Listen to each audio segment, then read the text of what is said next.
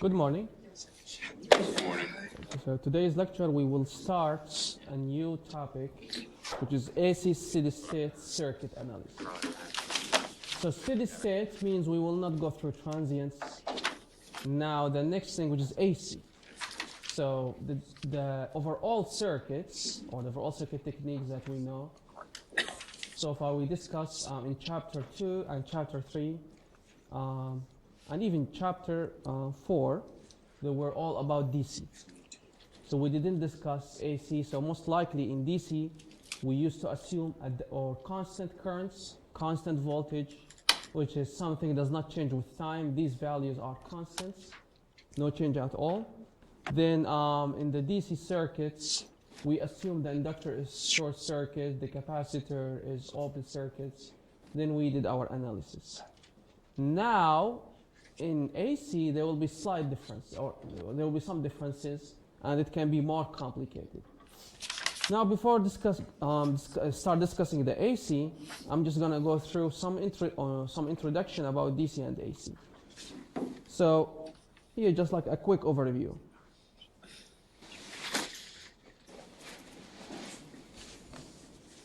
So, since we have DC circuits and we have AC circuits, DC and AC. We discussed DC, we applied Thevenin's maximum power transfer theorem, and we did several things. And an example of the DC is the batteries. So we have the batteries, and like your cell phone, the batteries like EV, electric vehicles, and the other thing, which is all of those batteries are based on DC. But what's the point of using AC since everything's, since the DC is working fine, what's the point of using AC? It can go farther, or it doesn't, as it goes farther, it doesn't dissipate as much as in AC compared to DC? Yes, that's one approach.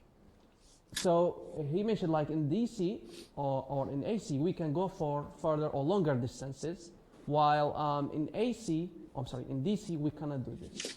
Or actually, in DC, the distance or the power can be transmitted for few or for smaller distance with respect to AC. So if we have DC as, for example, 120 volts, after 1 or 2 miles, the other terminal end will be very low. Will not have, enough energy to even power up a light bulb. So we cannot run the DC for longer distances. Now, also, I would like to mention an overview about something we call it the war between this DC and AC. Between DC and AC. So what happens? This begins in late 1880s. At this time, the standard in the United States was DC. Standard electrical system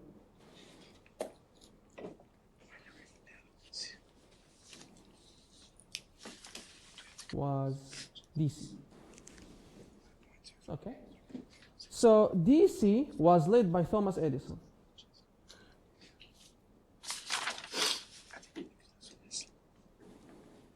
Thomas Edison was inventing the DC, and he said, okay, this is what's supposed to be, and that's what we need to have in our electrical system, and that was our standard. Then Nikola Tesla invented the AC, and he said AC has more benefits than DC. Okay, what are the benefits of AC over DC? So basically, we realize some problems that we have in DC. Problems or some limitations in DC. So it will be only for few miles or short distances, few miles, short distance. We cannot transmit this power for example, 100 miles, 200 miles. We cannot transfer that power for that long distances. And we realize that the higher voltage that we have, the longer distances that we can achieve. So we can say that, okay, let's rise the voltage And when we raise the voltage, we can go for longer distance.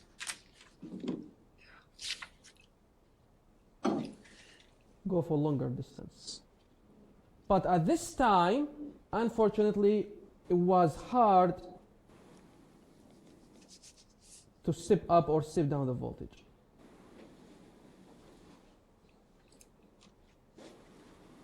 DC voltage. So it was very hard to step up or step down, because if we step up the voltage and, for example, we make the voltage as 100 kilovolts, but at the customer, we need to step it down because your home, for example, 120 volts, you cannot make it as 100 kilovolts. So you need to have step down voltages. At this time, it wasn't easy to step up or step down. And the other thing, which is losses, a lot of losses.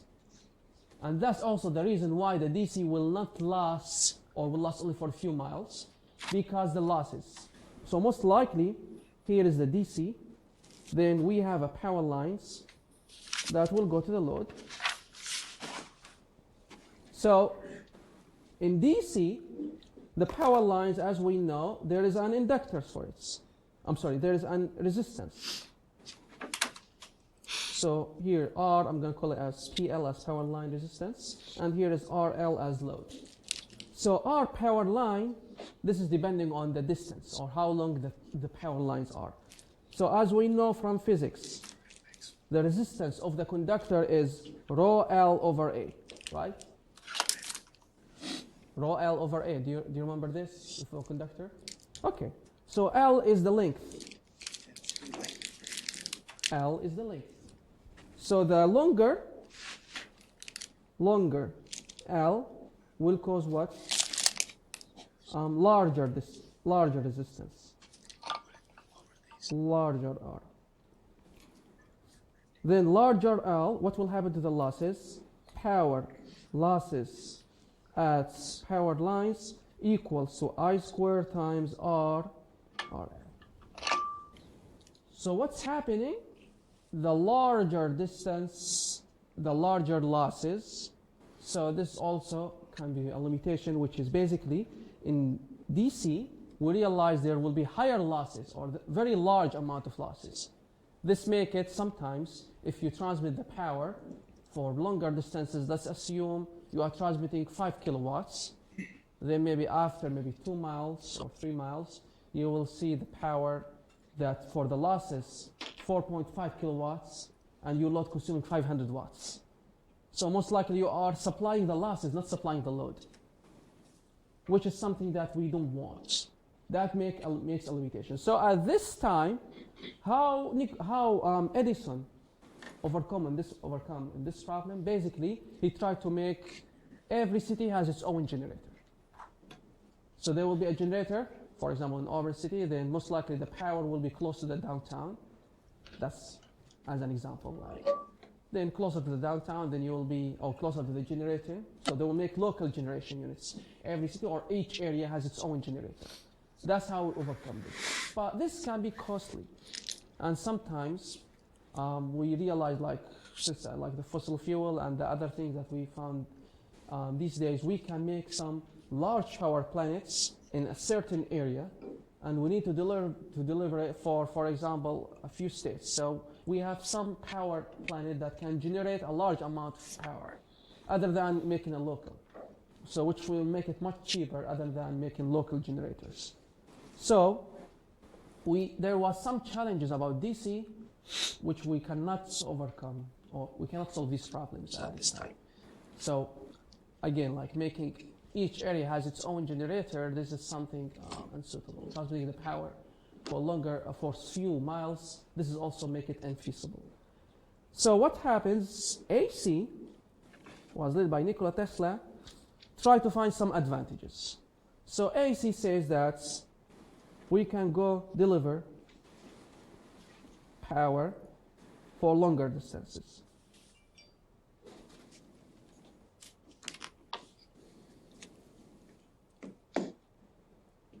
That's an advantage of the AC. He said, okay, Nikola Tesla says, there is no need for few miles. We can overcome this problem, then we can deliver power 100 miles, 200 miles, 500 miles, it doesn't matter. That's a big advantage. The other thing is the losses, lower losses, very low losses. And the other thing also, which is we can step up, or step down the voltage, the AC voltage, easy. How? Using the transformer.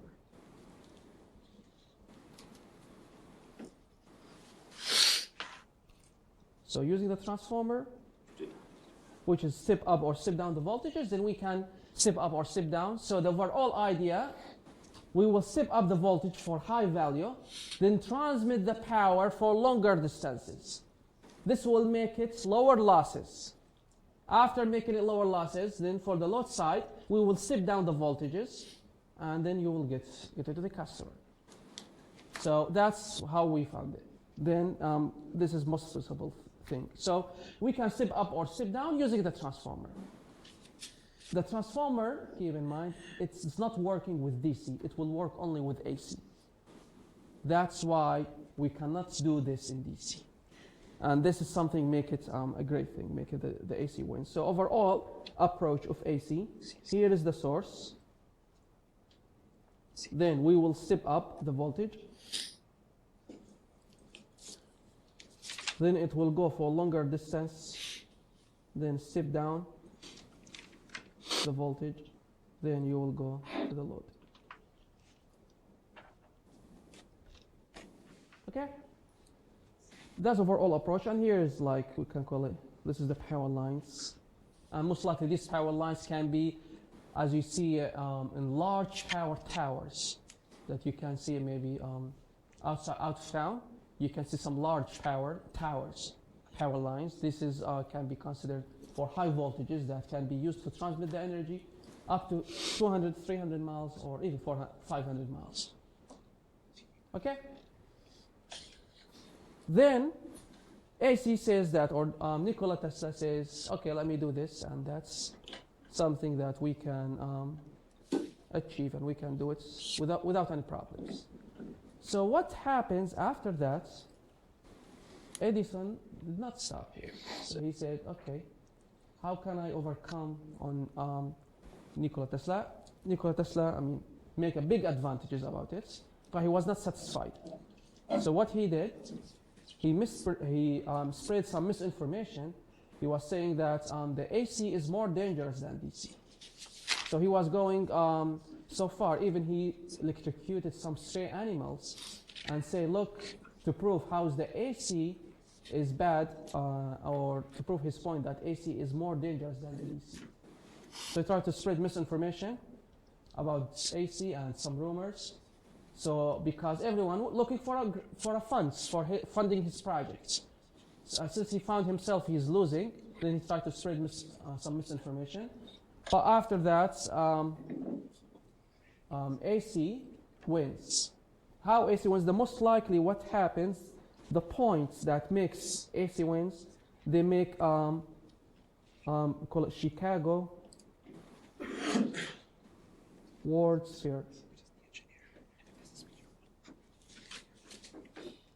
That was in 1893. 1893, Chicago World Sphere. So this is also known as, in other words, World's Columbian Exposition.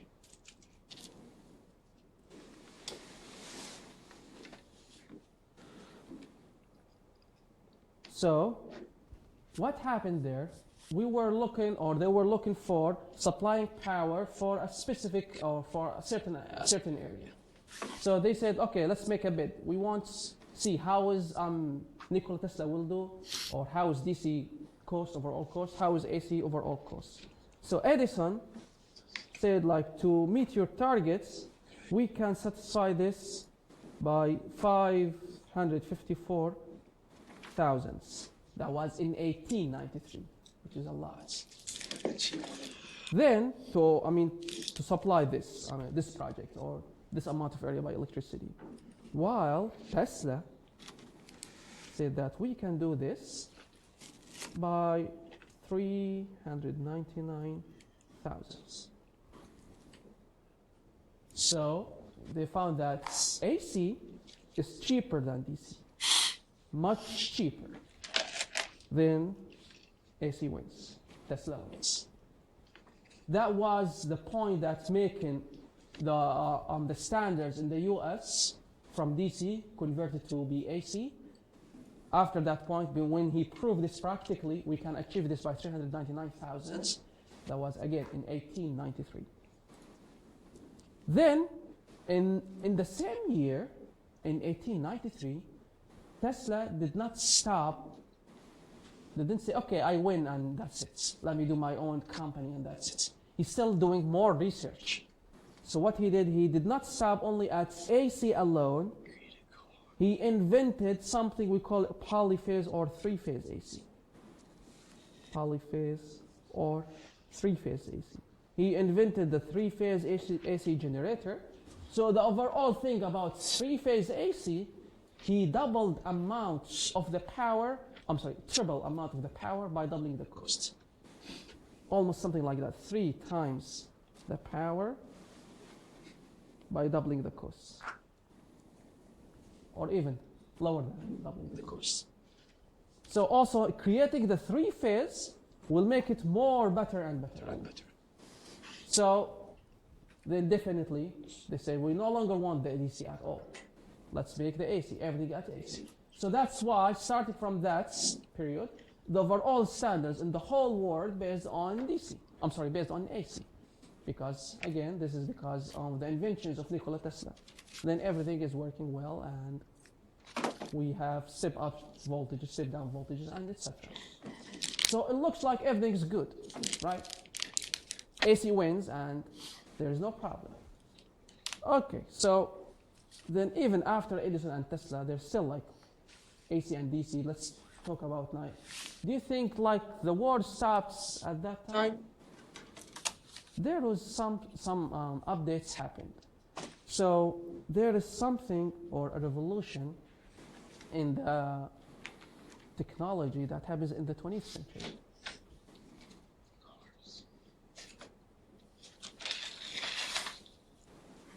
What's this revolution in 20th century? Like the computers, we see that the computers and the communications as well, right?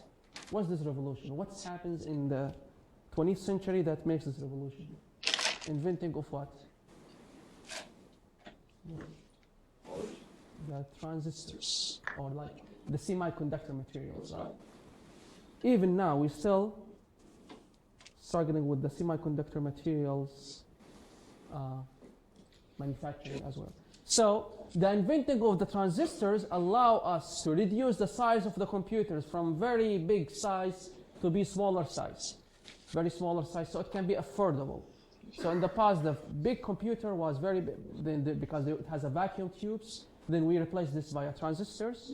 The transistors, we reduced the size. Then by the time of the semiconductor materials invention and the more research, we reduced the size to be smaller, smaller, smaller, and we can see computer right now in nano size. So the inventing of the semiconductors also make this revolution. So what happens? This revolution make it into the computers, make it into the communications. So we see radios, AM, FM, then we see satellites, then we start seeing the internet, the computers, mobile phones, smartphones, smart devices, then the robotics, etc. So it makes a revolution in everywhere. And this not only happened on the communications and wireless area, it's also happened in the power system, into the electrical connection system. Okay, what did happen? Basically, there is the invention of a new science is called power electronics. I mean, we know electronics, but there's something happened later, it's called power electronics. So electronics comes because of the transistors, semiconductor materials. Then power electronics, using them in power. So we realized, actually, we can convert DC to AC. We can convert AC to DC. We can convert DC to DC and AC to AC. That's the overall power electronics area. Okay.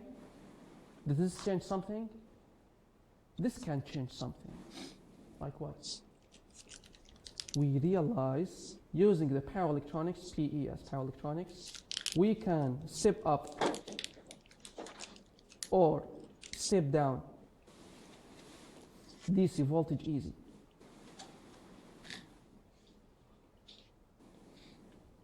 Okay. We can step up or step down using the power electronics device after the inventing of the transistors and power electronics. Okay, how can this be helpful? Let's go to the challenges of DC. DC problems. It will go for few miles short distance because we cannot rise the voltage. Now we can rise the voltage or step up or step down the voltage easy, right? So that problem, this problem is no longer exists. So because we can do it after the inventing of power electronics, we can do it easy. Okay, so the losses will be less. We can transmit the power for longer distances. So the problems that we have in 1893, now in, I don't know, say like in 1960s, 1970s, they have been solved. Okay, so now, do we need to switch to DC? Or do you think AC is still more feasible? That was the challenge. So shall we remain on AC or go to DC? So we realized after doing several calculations, several assumptions, several negotiations, we realized that overall infrastructure right now based on DC, we spend billions on it. So let's keep it AC. We don't want to change it to DC. But we saw, or we realized sometimes when we use the DC can be cheaper. Like what? So we can say that when we transmit the power for less than 1,000 miles, it's cheaper for us to use AC. When we have for longer than 1,000 miles, then let's use high voltage DC. That's the cheaper thing. Or in other words, high voltage DC, we used to call it as HVDC, HV as high voltage, HVDC. So we realized this is in the latest of 21st century. We realized that, okay, if we do HVDC, we can save some money. So that's, now we can say, okay, we can use DC, we can use AC. Then after that, the point is, okay, if I'm using HVDC, how can I convert this to AC? Using the power electronics. So if you need to transmit the power for longer than 1,000 miles, you have the power is AC, then you will convert AC to DC, then you will have HVDC, then after you come to the load side, you will convert DC to AC, then AC here will go to the load. Something like that. So we saw that the problem of whenever we need DC, we can use it by using the power electronics devices. Whenever we need AC, we can use the power electronics as well. Okay? Does this make sense? So the overall idea is about the costs. So whenever it's cheaper for us to use DC, we can use it. When it's cheaper for us to use AC, we can use it. And how can we convert this? By using the power electronics. AC to DC, DC to AC, which is this power electronics. This is power electronics device. And also the technology did not stop here. We also started the invention of like the batteries, the electronics, so all of them based on DC as well. Okay, so even let's back to HVDC. You can even go to Google and see HVDC. You will see some power lines in the world, but there are few power lines because most likely we don't make the power go for that large of distance, but you can see some power lines like between mid-south to mid-north in the US based on HVDC. You will see some I think in Russia, in China, some power lines like this.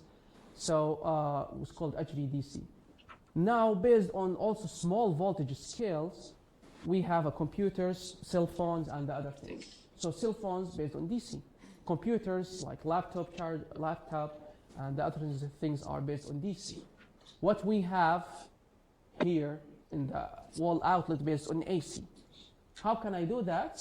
Basically, you will see, or your charger actually itself, here is the power line or the wall outlets, then you will connect this to your charger, then to go to your phone. Your charger has a small device that will convert AC to DC. It will convert AC to DC, then it will go to your phone or battery charger. So it can be in phone, it can be on electric vehicle chargers, it can be on laptop chargers, any electronic devices. So we are also using these devices to convert AC to DC. So we will not say, or we will stop saying war between DC and AC.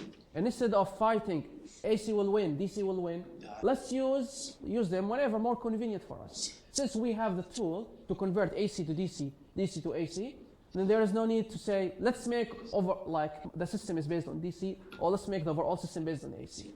We can use whenever we need. So if it is better, cheaper for us to use DC, let's use DC. Basically, just put the converter, then we can make this conversion.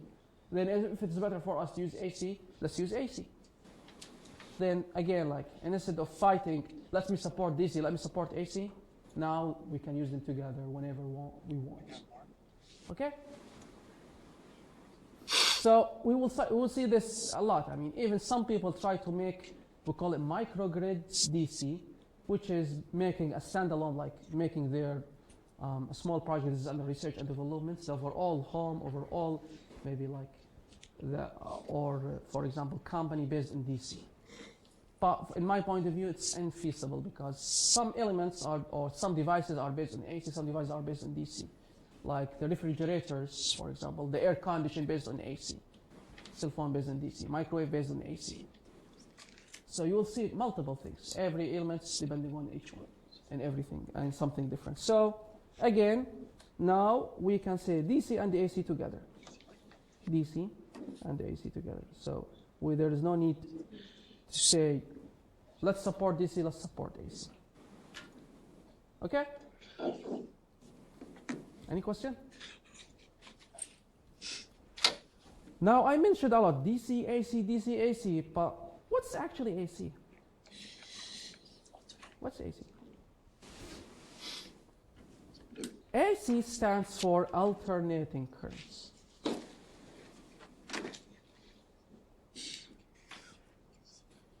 So alternating currents, this is stands for basically something changing with time.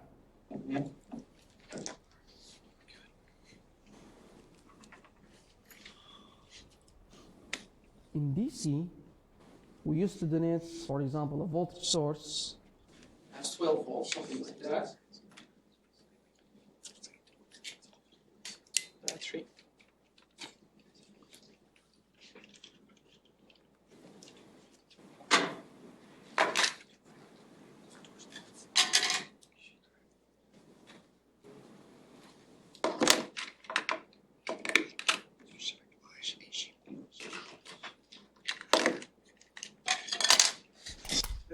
Okay. So in DC, we used to use the, for example, a small symbol like uppercase. We used to say V as uppercase equal 12 volts, or a current source as I equal 5 amperes. So they were all uppercases, and they are constants. Now in AC, we will no longer say uppercase. It will be lower cases as V of t, lowercase, I of t, lowercase.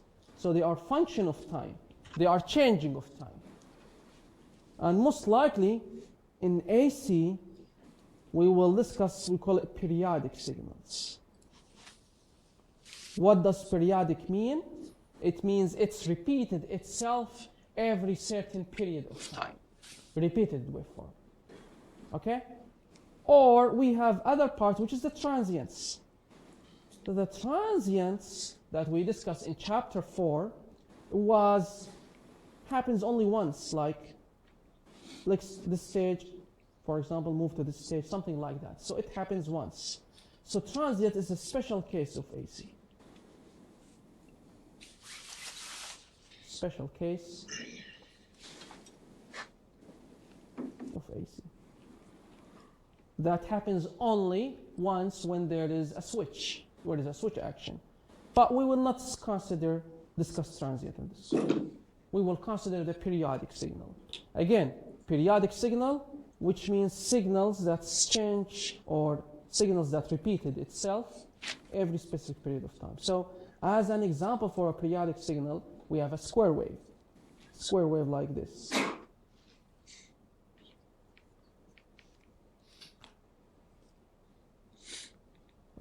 Whatever. So you will see that every specific period of time, I can consider this as t, it will repeat itself. Okay? Then this is square wave. We have also other parts which is called like triangular wave.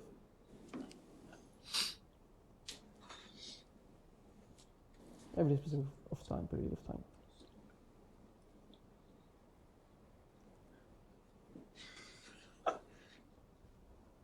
We have sawtooth.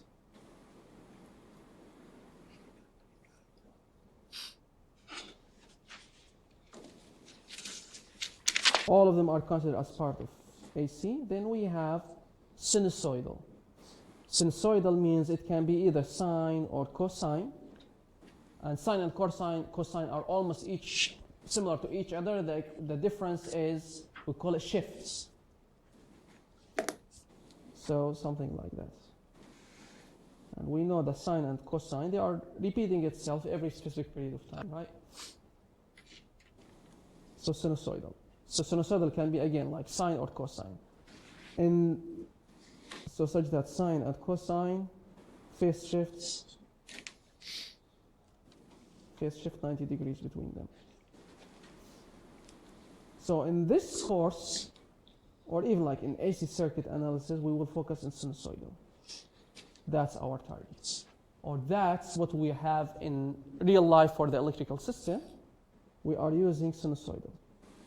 And actually, in electrical engineering, we will choose sinusoidal. It can be either sine or cosine. We will use cosine. Cosine as AC signal. As AC signal. So, in chapter 5, when you see, or the standard, it says like AC steady-state signal, we mean this AC only that special case which is the cosine. We don't mean sawtooth, we don't mean triangular wave, we don't mean anything. So starting from now, whenever I say AC, this is the sinusoidal. Okay? AC signal, sinusoidal. That's it. So we will call this again as steady-state AC signal, and that's the AC signal that we will discuss. So now let's go to the chapter 5 and starting the notes. So steady-state AC signal, again, as I mentioned, AC stands for alternating currents, and in electrical engineering, we will use sinusoidal. Sinusoidal means cosine. Most likely we'll focus on cosine. So the generic signal, the generic waveform, x of t equal to x max cosine omega t plus alpha. So such that x of t can be either voltages or currents. Such that I can say v of t equal to v max. Keep in mind v of t as lowercase. Cosine omega t plus alpha, or I of t equal to I max. Keep in mind the max must be uppercase while I of t lowercases. Cosine omega t plus beta. I make it beta, not alpha, because the angle of the current and the angle of the voltage might not be equal to each other. So I make it beta, or you can make it C, or whatever. Okay? So that's the overall waveform. We can make it as V of t, I of t, but I make it as a generic x of t such that x can be either voltages or the currents. Then, what does each value mean? What does x max mean? What does omega mean? What does alpha mean? So as we know, for any signal, AC or for any sinusoidal signal, here is as an just estimation for the signal. So we will realize that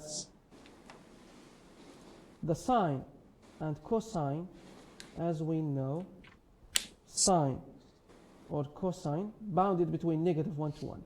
Is this correct? Right? That's what we know. Now try to multiply by x max. X max will be bounded between negative x max to positive x max, right? Times sine or cosine.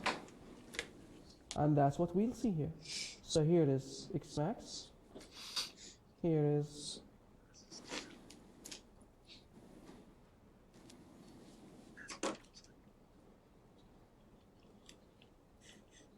negative x max. So it will be bounded between x max and negative x max. Therefore, x max is considered as the peak or the maximum value. The peak value or the maximum value where it can achieve. Okay? Now the other thing, which is what does omega mean? What does alpha mean? So this function, as we said, since it's sinusoidal, it's repeated itself every specific period of time. Is this correct? It repeated itself because it's periodic. So such that t is constant, fixed. Every, for example, 1 millisecond it repeats itself. Every 1 millisecond or every 1 second, every 2 seconds, whatever. So t is called period and it is in seconds. Then we define the frequency or as cyclic frequency 1 over t. And 1 over t, and the unit of it is 1 over second, or in other words, hertz. So the frequency is, we call it cyclic frequency, which is hertz, 1 over second, or second inverse, or 1 over t, which is the frequency is 1 over t. So for example, when I say the frequency is 50 hertz, 1 over 50, the overall period, or 60 hertz, 1 over 60. So for example, okay, so now I have a question. What do you think the frequency in here, the US? 60. 60 hertz, correct. So the period will be 1 over 60, so I think it will be 1.667 milliseconds, the period. So most likely, when I say the frequency is 60 hertz, this means that cosine waveform repeat itself every 1.667 milliseconds, or the overall term. Or in other words, we will say 60 hertz means 60 cosine wave per second. 60 cycle per second. That's why I call it cyclic frequency. 60 cycle. Okay? That you will see and try to make a measurement. For 1 second, you will see 60 cycles per second. Then that's how we see the waveform whenever we see 60 hertz. Then omega equals to 2 pi times f. And the unit of it is radian per second. So omega is called radian frequency. It's still the frequency, but in different unit as radian per second. So as, for example, when we say for example, the distance in miles, inches, feet, the distance, the same distance, but different units. Then the frequency, the same thing. Whenever we say omega, it's still frequency, but with different units, radian per second. So in this waveform, we used to use the radian frequency as omega. Then we have the time in seconds. Alpha is the phase shift, phase angle. So most likely, when you have this, for example, cosine waveform, then here, for example, it's not shifted. Here is 1. While if we assume the 1 starts here, then there will be phase shifts called alpha. So alpha most likely will be the phase shift.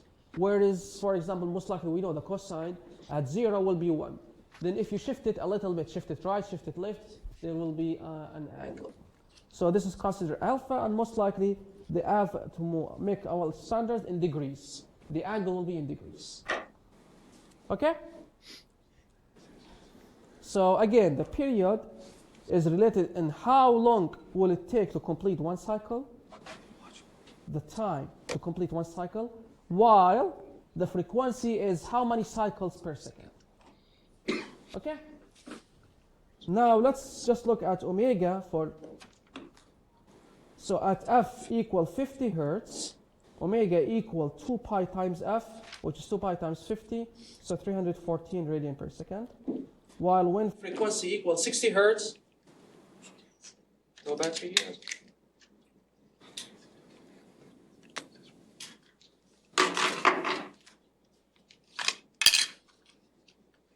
Okay.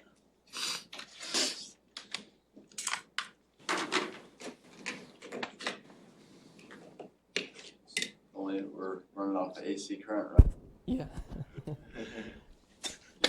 Okay, so when omega equal 2 pi times f, so it will be 314, or when frequency equals 60 hertz, omega equal 2 pi times 60, which will be 377 radian per second. That's how we find at different frequencies. So for example, in the US it's 60 hertz, in Europe it's 50 hertz. Okay? That's how we find every element, or how we find the radiance. So again, omega, which is the radian frequency. Now I have a question. So why we use 50 hertz or 60 hertz? Why not 1 hertz, 2 hertz? What's the point of using this? Or why not 200 hertz, 500, 1 kilohertz, etc.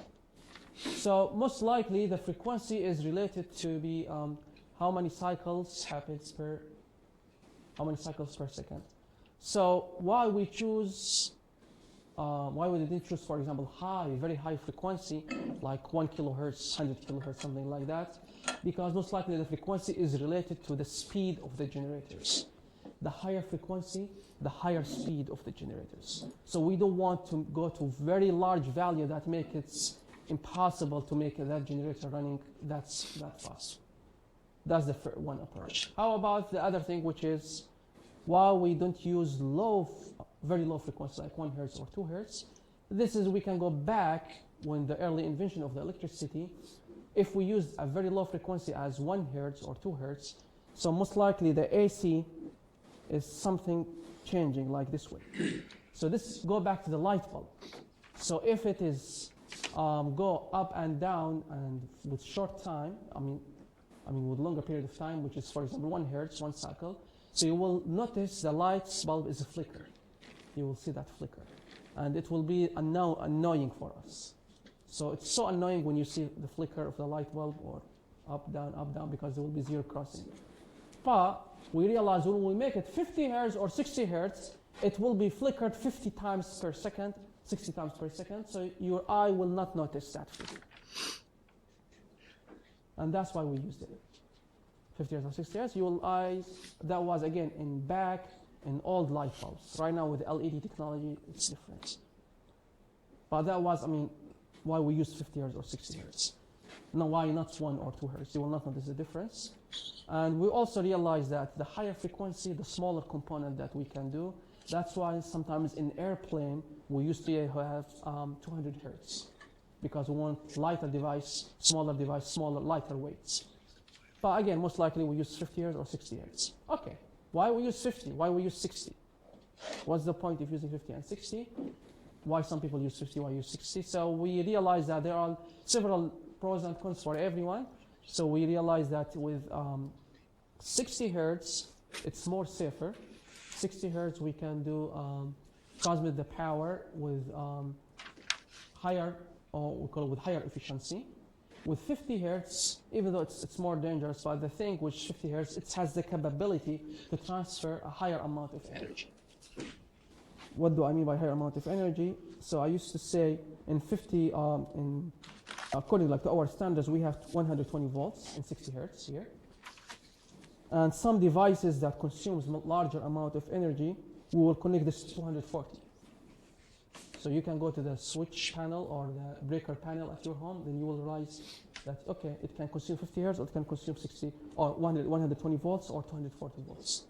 So that was even like in your apartment or in your home, you can see two systems, 120 volts, 240 volts.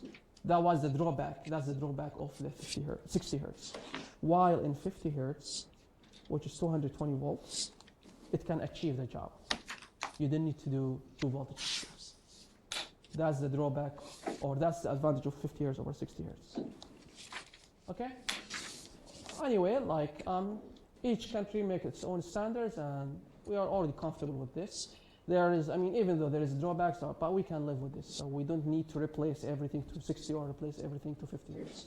Everything is working fine, and there is no problem with that.